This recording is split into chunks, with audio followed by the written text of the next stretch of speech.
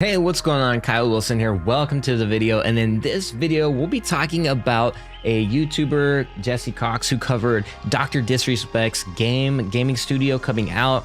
So we'll be doing something a little bit different. We'll be reacting and kind of rebuttaling his arguments against NFTs and why they're so bad for games. And we're going to come in with a different perspective. So without further ado, let's just go ahead and dive right in. Like I said, welcome to the video, and make sure you hit that sub and bell so you don't miss any more videos like this. But we're going to go ahead and play this and basically listen to what he has to say, and we'll be reacting to it a little bit. Style game. Hell, Guy even used to work for Sledgehammer Games, so he's got some idea of what he's doing. So by the way, if you don't know who DrDisrespect is, he is a Twitch creator and he creates content, right? He's a streamer and plays games, and he's very entertaining, somebody highly respected in the gaming space. And yes, like as he mentioned, he has worked for a gaming studio, and that's what he originally aspired to be, is somebody that worked in, you know, a gaming studio or helped to build a gaming studio. And he, in short, has been a wildly successful streamer. So if you don't know who DrDisrespect is, hilarious character. He's really funny and was the face of Twitch for a while before they just like randomly cut his contract and he had to go to YouTube, and that's a whole different story. But yeah, so that's who DrDisrespect is, and he created his own gaming studio, as we're about to find out. Makes and produces games. There were two standouts in the announcement that I thought were pretty obvious. One, it appeared to be early on in development, like no actual game, just ideas. And two, the concept for the company appeared to be releasing the game on early access, getting influencers and players all hyped up, and then doing a live service thing. So yeah, this is what his game looks like, Midnight Society. Now, yeah, it's going to be it obviously looks like a shooter because, you know, DrDisrespect loves shooters and things like that. So I would imagine that's what a lot of his games are going to be based off of, that genre. So anyways, that's what it looks like. Thing with the game, which, you know, is a gamble. And other than that, we really knew very little. They had a pretty cool ARG going on, but it wasn't until today that we saw the future direction of the company, NFTs. But they're also kind of pre-orders?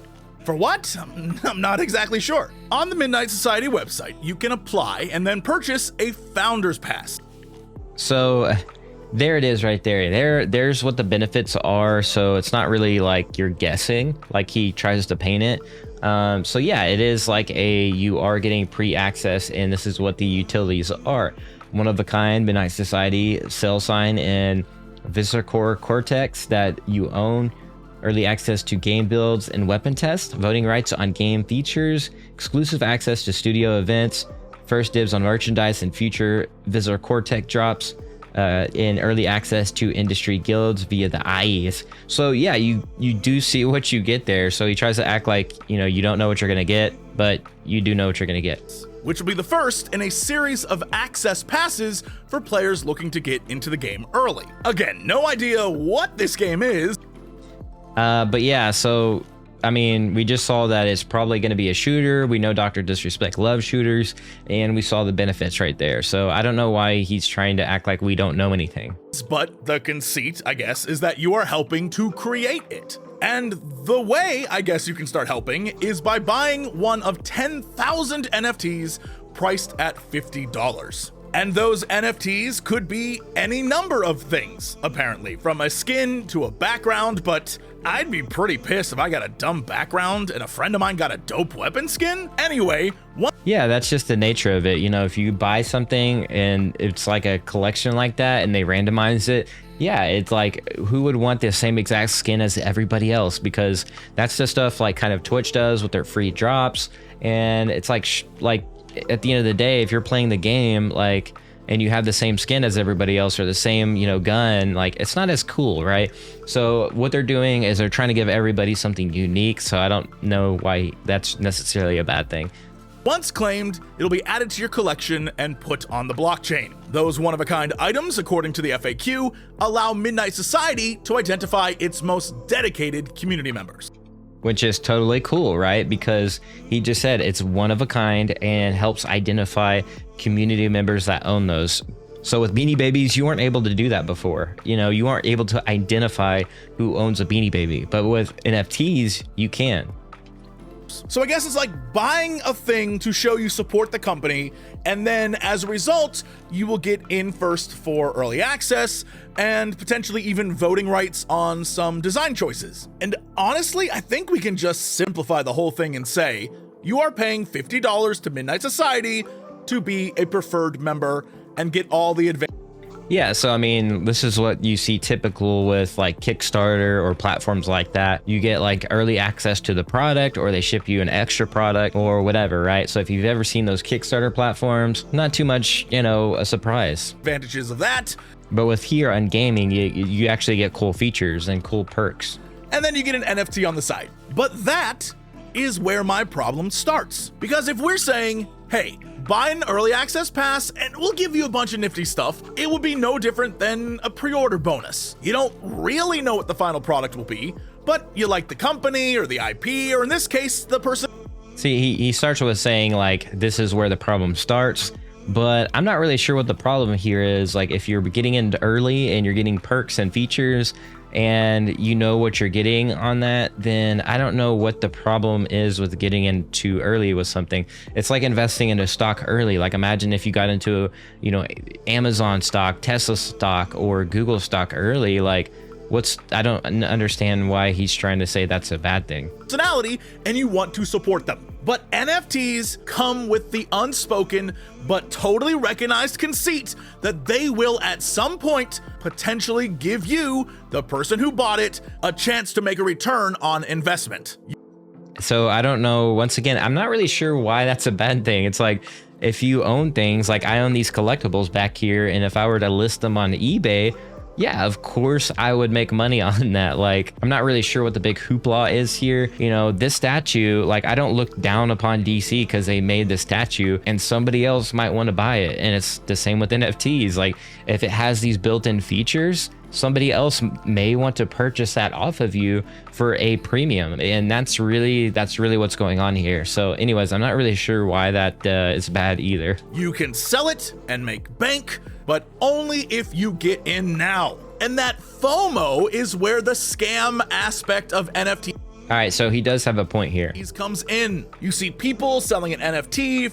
Now, people, bad, image to paint on people. People actually opened up the space for a lot of smaller artists who are literally spent their whole lives creating art, and now they're able to earn a living because an artist like Beeple, who sold his artwork for like $69 million, literally that opened up the door for real artists and a lot of people to come up underneath him to make a full-time living. So he was definitely a pioneer in the space. So for $70,000, or you see people buying one for $320,000, and you start to see dollar signs, especially if you.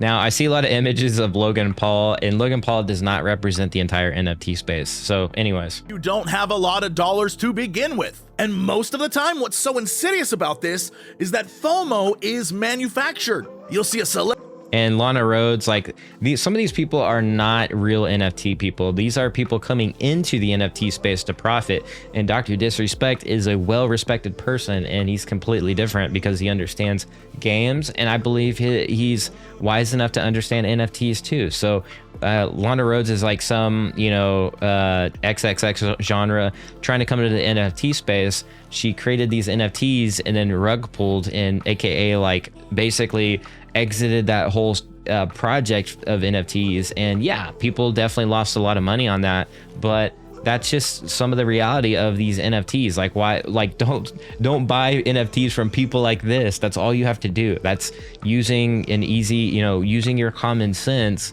in the NFT space will do a lot of service to you. Celebrity. It's just like, why would you wouldn't buy their merch or go like buy their stuff in any other space. So why would you do it in NFTs? So anyways, like, yeah, it does make the NFT space look bad, but it's like, yeah, don't buy from them. Or an influencer tweet like, oh, my NFT just sold for $100,000. But what they don't say is that they're the ones who bought their own NFT.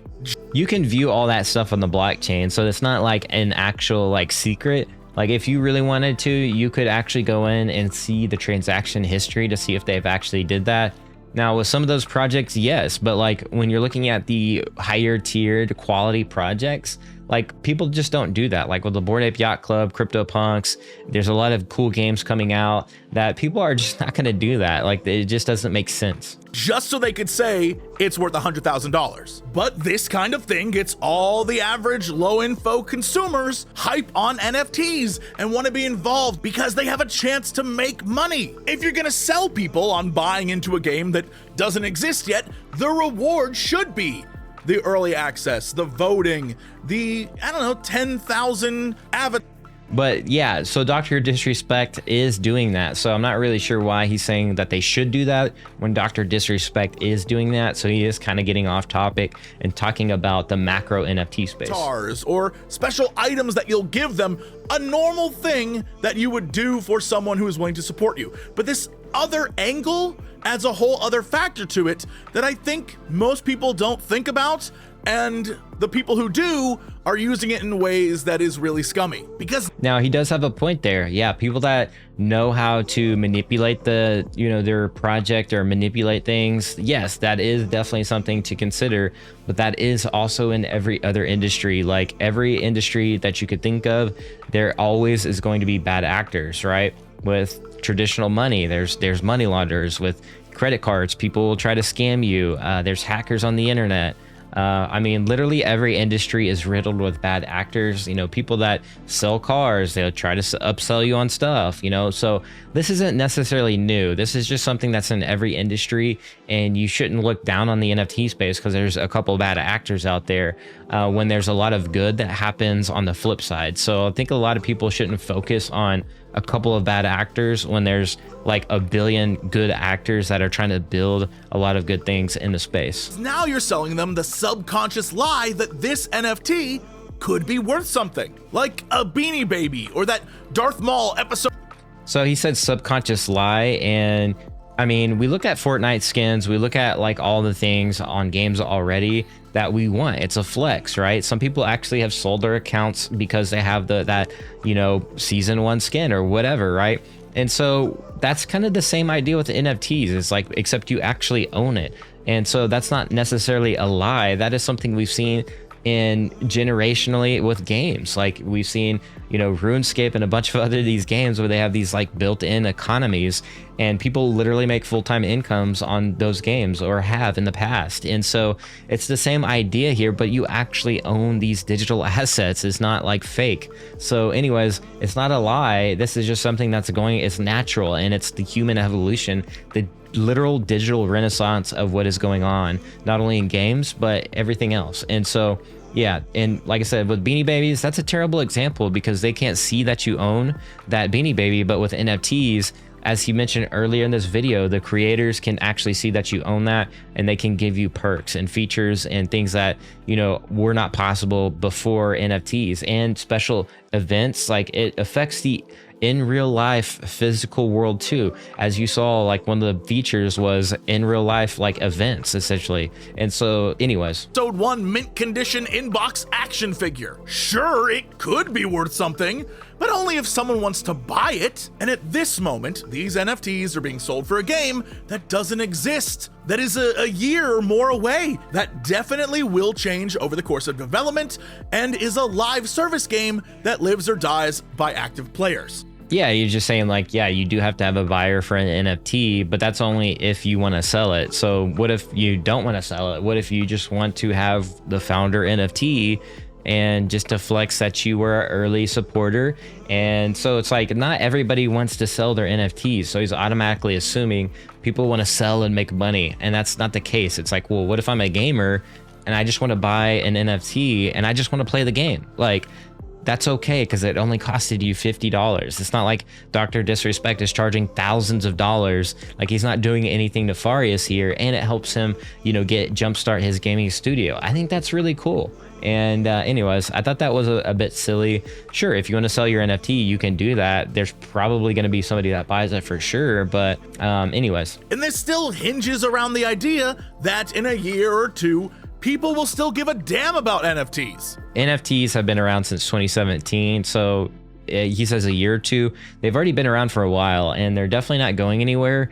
And if you look at the NFT space right now, more and more gaming studios are getting into NFTs. And, as soon as mainstream like actually educates themselves about NFTs, it's going to absolutely keep exploding. The technology is getting better. Literally, like with some blockchains, you can mint an NFT and it's carbon neutral, like which means no gas emissions basically.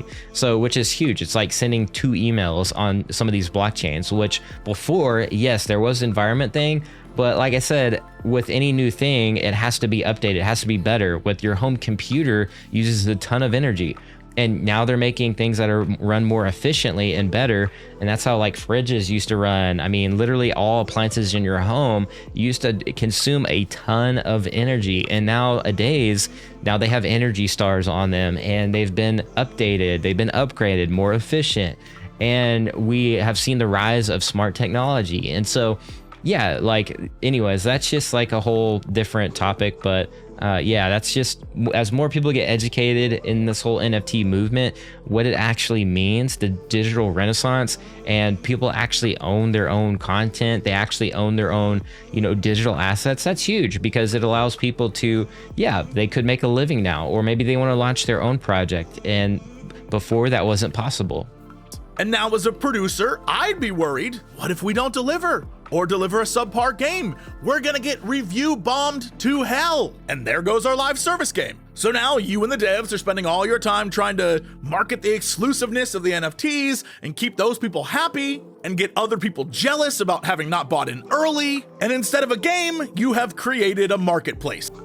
Now, I want to stop there because he's just injecting his own personal fears into why, like, he's afraid of launching his own NFT project or gaming studio with NFTs. And I think that if you're confident, then you can go ahead and create a gaming studio. And like, you know, I don't know why he's injecting his own personal fears into this, but I think that it's cool that if DrDisrespect wants to start his own gaming studio, yeah, and he wants to introduce NFTs into it, that's totally fine. And, you know, we already know the features of buying one of those initial founding NFTs, and I think that's cool. He doesn't have to offer any more than that, than what he already has put out on his website. And so, yeah, I don't think there should be any fears into doing something like this. It is something new. It's brand new. I remember when the internet came out, or I say I remember, I was like a kid, but when the internet came out, and I was actually part of that 90s movement, is like people were saying like things weren't going to be digital. People made fun of the internet and saying that wasn't going to be a thing. And, you know, how people said that, you know, iPhones weren't ever going to exist and that was just a joke and a meme and stupid. But like fast forward today, we're using smartphones. It's literally a part of our daily lives. And when you see something new like NFTs, people just don't understand it yet. And 5 or 10 years from now, it's just going to be a part, the underlying technology of how things are just done on the internet. That's why they call it Web3, is because it's the 3rd generation of the internet. It's a 3rd additional layer. And we're on basically Web 2 as we know it. And we're transitioning into Web 3, which is a digital renaissance. And I think people just haven't figured it out yet. But they will, because this will be just the mainstay in the not so distant future. And that's not even including all the other problems with NFTs. Like, do you really own it? How? That's not a problem. You actually, it's verifiable. And that's the whole reason why blockchain was created, so that you couldn't just hack it and you know that you own it. I literally have a digital wallet. It's a hardware wallet, and where I can store my crypto and NFTs on, and this is what it looks like. So yeah, this is encrypted, and you can't just hack it. Like, this is stored offline. And so, yeah, I know that I own these NFTs, so I'm not really sure what he's talking about. How secure is it? And then there's the whole environmental thing and so much more. Look. And I've already addressed the environmental thing. There's like blockchains now that are super efficient. And so, yeah, and like I just said, this is secure. Like, this is more secure than a credit card. Like, this is more secure than my computer. This is more secure than anything I do on the internet, because this is stored on this encrypted USB stick, right? We have to stop with this. NFTs are a scam. No, they're not. And gaming companies need to cut this shit out. And they probably won't, because it's the future. We have Epic Games, EA Games, Blizz. I mean, all of them are going to the NFT space, and all of them are going to support it. And we've already seen all the major tech companies talk about NFTs and how they're going to support it. So it's definitely not going anywhere. It's definitely not a scam. there's scams out there, but do your due diligence, use your common sense, and don't buy from strange individuals like coming outside of the NFT space, getting into it. Like, make sure you do your research, and that's what you would do. Like, if you're going to go buy a house or a car, you would probably do a little bit of research into what you're buying, right? It's no different in the NFT space. Damn, that was a tangent today. Look, I'm not going to stop. NFTs have no place in video games, and they keep trying to be forced into them. If you see, that's the thing, is like, they're not being forced anymore. And, there's a lot of individual, basically indie gaming studios that are already in the space, and we've seen a lot of them be successful, and a lot of people get excited about it. And people in countries that, like basically developing countries, are able to earn a full-time income playing these games. And so these aren't going anywhere, and people are going to keep building upon this and building it up to where it's going to be better experiences for gamers. GDC, go look at the schedule. There are a ton of NFT conferences and talks happening, and all they're trying to do is make themselves money, not make good games for you. See, that's very, very untrue, because nowadays you have to have a really solid game in the NFT space if you want to succeed. A lot of smaller, like, little projects aren't going to do well, and it's going to take a premium product. Gamers aren't stupid. He's assuming gamers are dumb, and like, we don't know what a quality game is. Like this is just not the case, right? I'm a gamer. I play Call of Duty like every day. I played StarCraft growing up. I played Halo. Like, I know what a quality game looks like, and this is going to be around, and it's not going anywhere, and people are going to develop really great games, and that's going to be still the focus. It's not going anywhere. It's not like we lost our way from NFTs. It's just that it allows people to actually own their assets, their skins, their guns, their things like that. And like, that's big. That's huge. That's just exactly what's happening. Low information executives are being pitched the idea of making bank, and then you actually have to have you have to be a high information executive to even understand NFTs. Like, what we do on this channel is a lot of the audience here on this channel, we understand NFTs. They're in because they want to make money. And, everyone does, but not like this. See, that's the thing, is with smaller gaming companies and studios just starting out, what he's not realizing is that they can actually succeed now. Like, we will start seeing indie gaming companies and studios come up from nothing. And the reason why is it's going to be possible through NFTs. Like, now they can earn royalties on those initial NFTs that they launched, and all the other content that they launch from there on out. And that's huge, because before they had to produce not only a game, but they had to come up through these third-party platforms like Steam or whatever, these marketplaces, and you have to have this huge, massive budget and money and a huge community to even be known about for your game to succeed. And that's crucial for gaming studios, because if your game doesn't succeed, then ultimately you have to shut down your studio.